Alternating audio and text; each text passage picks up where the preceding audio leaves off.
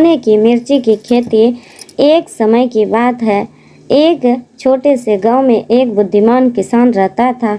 उसके पास एक छोटा सा खेत था जहां उसने अलग अलग प्रकार की फसलें उगाई, पर उसे एक अजीब विचार आया। उसने सोने की मिर्ची की खेती करने का सोचा। वह सोचने लगा, हाँ, यह अच्छा विचार है। सोने की मिर्च की उगाई मुझे न केवल मेरी कमाई बढ़ाएगी बल्कि गांव के लोगों को भी इससे फायदा होगा।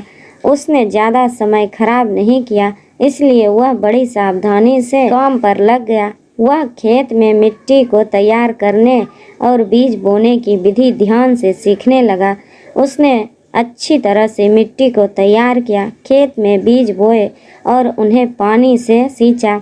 वह रोजाना खेत में जाकर उनकी देखभाल करता था। यह देखकर वह बहुत खुश हुआ, क्योंकि उसे पता चल गया कि उसकी मेहनत फल देने वाली होने लगी है। तभी एक रात को उसे अद्भुत और चमत्कारी घटना का सामना हुआ। आधी रात का समय था। उसने आंखें खोली और अपनी खिड़की से खेत को देखा।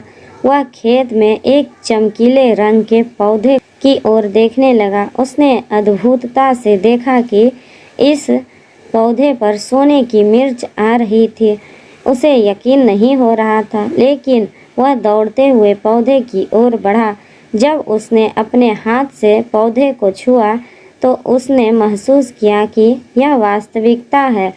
उसके हाथ में सोने की मिर्च थी। उसका जीवन एक बार फिर से बदल गया। वह इस अद्भुत खेती की वजह से धनी हो गया। यह सोने की मिर्च को स्थानीय बाजार में बेचता और अच्छी कीमत प्राप्त करता।